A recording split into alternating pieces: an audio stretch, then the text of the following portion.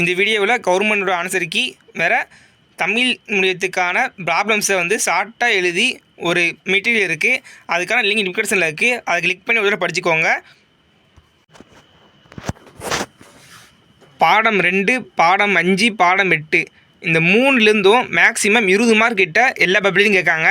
இந்த 3 இதுலேயும் ஒரு தடவை படிச்சுக்கோங்க. படிக்கலாட்டி ஒரு தடவை யூஸ் பண்ணிக்கோங்க. இந்த தடவை ப்ராப்ளம்ஸ் பொறுத்த வரைக்கும் ப்ராப்ளம்ஸில் மோஸ்ட் இம்பார்ட்டன்ட் சாப்டர்னு சொல்ல போனோம். 2nd unit, 4th unit, 6th unit, 9th unit இந்த 4 யூனிட்லேருந்து இந்த தடவை கம்பல்சரிலையும் இல்லை ப்ராப்ளம்ஸில் கேட்க வாய்ப்பு அதிகமாக இருக்குது. அதில் 4 யூனிட்டில் முடிஞ்ச வரை ஃபுல்லாக கவர் பண்ணுங்கள். அப்படி இல்லாட்டி நம்ம சேனல் ஏற்கனவே வீடியோ போட பார்த்தீங்களா, அதை பார்த்துக்கோங்க. அதுக்கான லிங்க் வந்து டிஸ்கிரிப்ஷன் பாக்ஸில் இருக்குது. அதுக்கு பார்த்துக்கோங்க. ஹாய் ஃப்ரெண்ட்ஸ், எல்லாத்துக்கும் வணக்கம். நம்ம இந்த வீடியோவில் பார்க்க போகிறோம்னா 12th ஃபிசிக்ஸ் டிப்ஸாக பார்க்க போகிறோம். வாங்க வீடியோக்குள்ளே போகலாம். நாளைக்கு 12th ஃபிசிக்ஸ் எக்ஸாம் வந்து பப்ளிக் எக்ஸாம் நடக்க போகுது. அதில் ஈஸியாக மார்க்ஸ் ஸ்கோர் பண்ணுறதுக்கான டிப்ஸ்னு சொல்ல போகிறோம். மறக்காமல் இந்த வீடியோ உங்கள் ஃப்ரெண்ட்ஸ் எல்லாத்தையுமே ஷேர் பண்ணுங்கள். மறக்காமல் இந்த சேனல் சப்ஸ்கிரைப் பண்ணிக்கோங்க. 12th ஃபிசிக்ஸ் வந்து மிக முக்கியமான சப்ஜெக்ட்டு. ஏன்னா கட் ஆஃப் தீர்மானிக்கிறதுல கெமிஸ்ட்ரி, ஃபிசிக்ஸ், மேக்ஸ் தான் தீர்மானிக்கும். அதில் கெமிஸ்ட்ரி எக்ஸாம் ஏற்கனவே முடிஞ்சுது. ஃபிசிக்ஸ் அப்போ தான் மெயினாக இப்போ இருக்கிறது. ஃபிசிக்ஸ் கெமிஸ்ட்ரிலேருந்து ½ மார்க் எடுப்பாங்க, மேக்ஸ்லேருந்து ஃபுல் மார்க் எடுப்பாங்க. நீங்கள் கெமிஸ்ட்ரியில் மார்க்கு விட்டாலும் ஃபிசிக்ஸில் மார்க் எடுத்தால் தான் கட் ஆஃப் ஏற்ற முடியும். அதனால் ஃபிசிக்ஸ் பொறுத்த வரைக்கும் எல்லாமே நல்லா படிச்சிருப்பீங்க. அதில் ஒரு சில மிஸ்டேக் பண்ணிங்கன்னா மார்க் குறைய வாய்ப்பு இருக்குது. அதுக்கான சொல்யூஷன் சொல்ல போகிறோம். அதனால் மறக்காம இந்த வீடியோ ஃபுல்லாக பாருங்கள். ஃபிசிக்ஸை பொறுத்த வரைக்கும் 2 மார்க் வந்து மோஸ்ட்லி நம்ம கேட்குறது விதிகளும் பயன்கள் சமமாதிரியே தான் கேட்பாங்க.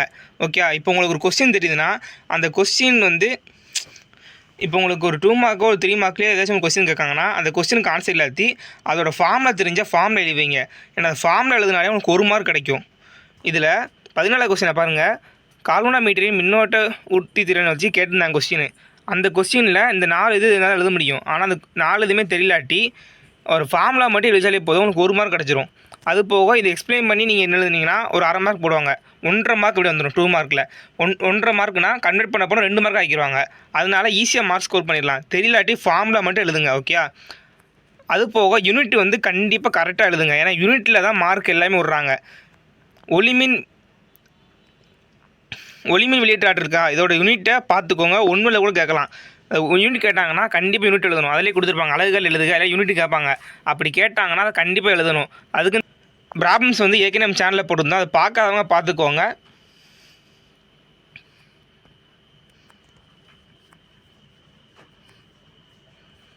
எல்லா கொஸ்டினுமே நீங்கள் முடிஞ்ச வரைக்கும் ஃபார்மில் எழுத பாருங்கள். ஏன்னா நீ தியரியில் வந்து வரையறையில் எழுத போனோம். அதில் ஒரு மிஸ்டேக் வந்தாலும் கொஸ்டினுக்கு மார்க் குறைச்சிடுவாங்க.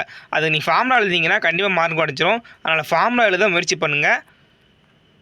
அதுக்கடுத்து இந்த கொஸ்டின் 25 கொஸ்டின் இதை ஒரு நோட் பண்ணிச்சுக்கோங்க. இது வந்து கேட்க வாய்ப்பு இருக்குது. எல்லா இதுலேயுமே குறைஞ்சது ஒரு 3 பாயிண்ட் இருக்கமே எழுதுங்க. அதனாலே மார்க் கொடுத்துருவாங்க. அதுக்கடுத்து இந்த 10th யூனிட்டில் வந்து இந்த மாதிரி படம் இருக்குது பார்த்தீங்களா, இந்த 3 படம் வரும். அந்த 3 படத்தையும் பார்த்தீங்கன்னா போதும், ரிப்பீட்டடாக கேட்காங்க. அந்த 3 படத்தை பார்த்தாலே ஒன்று எழுதுகிற மாதிரி தான் கேட்காங்க. அதனால் 3 படத்தை பார்த்துக்கோங்க. ஒரு பயன்கள் படிச்சுக்கோங்க. நம்ம புக்கில் இருக்கிற பயன்கள்லாம் படிச்சுக்கோங்க. 7th லெசனை ஒரு தடவை படிச்சுக்கோங்க. 7th லெசன் இந்த 3 மார்க் கேட்க வாய்ப்பு இருக்குது.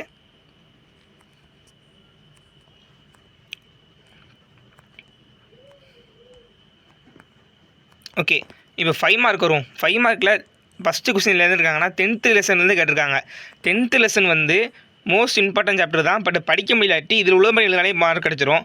சுற்றோட படத்தை போட்டு பழகிக்கோங்க. ஏன்னா 2 மார்க்லையும் கேட்கலாம். அதனால் சுற்றோட படத்தை பார்த்தீங்கன்னா 2 மார்க்லையும் கேட்கலாம். இதில் எழுதிடலாம். சுற்று படத்துக்கு 1 மார்க்கு, அமைப்புக்கு 1 மார்க்கு, அதோட விளக்கத்தை பற்றி எழுதுறதுக்கு ஒவ்வொன்றுக்கும் 1 மார்க் கொடுக்காங்க. அது போக பயனோட திறன் இருக்குது பார்த்தீங்களா, இதுக்கு ½ மார்க் உண்டு. வேறு உள்ளீடு வெளியீடு அலைவடிவங்கள் இதுக்கு 1 மார்க் உண்டு. இதை மாதிரி சிட் பண்ணினாலே மார்க் கிடச்சிரும். அதனால் பிக் கொஸ்டின் கேட்டாங்கன்னா தயவு செஞ்சு அட்டன் பண்ணுங்கள். தெரியாத கொஸ்டினாலும் சரி முடிஞ்ச வரைக்கும் எழுதி வைங்க. உங்களுக்கு ரிலேட்டட் எழுதினாலே போதும்.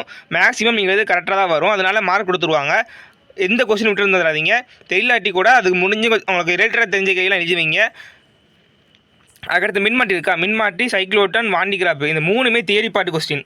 திரும்பி சொல்கிறேன், மின்மாட்டி, வாண்டிகிராஃப் வேறு சைக்ளோட்ரான் இந்த 3மே ரிப்பீட்டாக கேட்பாங்க. அது போக என்னென்னா எலக்ட்ரான் நுண்ணோக்கி, ரெட்டாலசன், ஜேவின் ஜெர்மன் இது 3 தான். இந்த கொஸ்டின்ஸ் மட்டும் தான் ரிப்பீட்டடாக கேட்காங்க தியரி பார்ட்டில். இந்த கொஸ்டின்ஸை பார்த்தாலே ஒரு கொஸ்டின் அட்டன் பண்ணுற மாதிரி தான் இருக்கும். ஃபஸ்ட்டு யூனிட்லேருந்து கண்டிப்பாக ஒரு 5 மார்க் கேட்பாங்க. மொத்தம் இதில் 30 பக்கம் இருக்குது. இது வரைக்கும் பப்ளிக்கில் கேட்கப்பட்டது. அது எப்படி ஆன்சர் ஷார்ட்டாக இருக்குன்னு சொல்லி கொடுத்துருப்பாங்க. இது ஒரு தடவை படிச்சுக்கோங்க. அப்போ தான் மார்க் எடுக்க ஈஸியாக இருக்கும். பியூசியூ முறை பார்த்தீங்களா, புக்கில் பெருசாக இருக்கும்.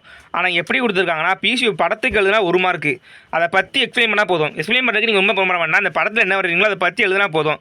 ஜீனா என்ன, எஸ்னா என்ன, அந்த மாதிரி எழுதுனாலே இப்போ 1 மார்க் கொடுத்துருவாங்க. வேறு டீட்டா கண்டுபிடிக்க பார்த்தீங்களா, அது வரைக்கும் 1 மார்க்கு. டீ கண்டுபிடிக்க பார்த்தீங்களா, அது வரைக்கும் 1 மார்க்கு.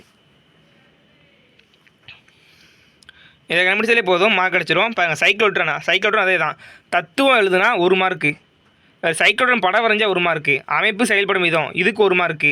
அதுக்கடுத்து ஆர் கண்டுபிடிக்க 1 மார்க்கு. எஃப் கண்டுபிடிக்க, டி கண்டுபிடிக்க, இல்லாட்டி ஏக்காட்டில் முடிக்க, இந்த ஏதாச்சும் 1 முடிச்சாலே 1 மார்க் கொடுத்துருவாங்க. இந்த மாதிரி ஸ்விட் பண்ணி தான் கொடுப்பாங்க.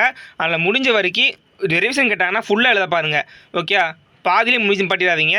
ஏன்னா மார்க் எப்படி ஃபிட் பண்ணுறாங்கன்னு தெரியாது. எல்லா இதுலையுமே படம் தான் கண்டே போகிறீங்க. படத்துக்கு மார்க் கண்டிப்பாக உண்டு. தியரி வந்து நேரத்தை போய்க்கிறாதீங்க. தியரி வந்து கொஞ்சம் ஷார்ட்டானாலே போதும், மார்க் கிடச்சிரும். ப்ராப்ளம்ஸை பொறுத்தவரைக்கும் பயப்பட வேண்டாம், ஈஸியாக வரும். ஒரு சில டைமில் ப்ராப்ளம்ஸ் கேட்கறது தியரி கொஸ்டினாக கேட்பாங்க. தியரி கொஸ்டினை கேட்டாலும் நீங்கள் பிக் கொஸ்டின் படிப்பீங்க பார்த்தீங்களா, அது அப்படியே தான் அங்கே வரும். தியரி கொஸ்டின் கான்செப்ட் வச்சு எழுதுங்க, நல்லா எழுதுங்க. அங்கே டேவின் ஜெர்மன் இருக்குது பார்த்தீங்களா, அந்த இதில் கடைசியில் எல்லாம் பண்ணுறது தப்பு என்னன்னா, இந்த லேம்டா வேல்யூ எழுத மாட்டீங்க.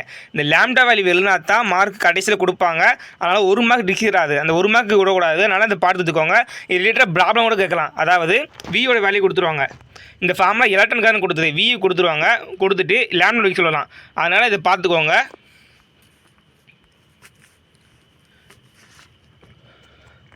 மோஸ்ட் இம்பார்ட்டன்ட் சாப்டர்னு சொல்ல போனோம். Unit number 2, unit number 5, unit number 8, இந்த 3 சாப்டர்னு பார்த்தீங்கன்னா போதும் 20 மார்க் கிட்ட கேட்பாங்க. இந்த 3மே தியரி பாட்டு கலந்து வர மாதிரி இருக்கும். இந்த 3மே ரிப்பீட் தான் கேட்காங்க. இதை பார்த்தாலே இந்த 3 லெசனை பார்த்தாலே போதும், மேக்ஸிமம் 20 மார்க் எடுத்துடலாம். அதுக்கடுத்து 5ஆவது லெசனில் பாருங்கள், இந்த இதை கேட்டுருக்காங்க பாருங்கள். போன தடவை மின்காந்த அலைகள் இருக்கா, அது 3 மார்க் கொஸ்டின். அதை கேட்டு தான் ரிலேட்டட் ப்ராப்ளம் இருக்காங்க பார்த்தீங்களா. இந்த மாதிரி இந்த தடவை 2-3 கொஸ்டின் கேட்க வாய்ப்பு இருக்குது. அதனால் நேற்று நம்ம ஒரு ப்ராப்ளம் கொஸ்டின் போட பார்த்தீங்களா, அதை பார்த்துக்கோங்க. அதில் இருக்கிறதுலாம் ரொம்ப ஷார்ட்டாக இருக்கும். அது போக இந்த வீடியோவில் தமிழ் மொழிக்கு ஆன்சரோடு கொடுத்துருக்கேன். அதை ஒரு தடவை பார்த்துக்கோங்க. ஓகே, நல்லா எழுதுங்க. All the best. Thank you for வாட்சிங்.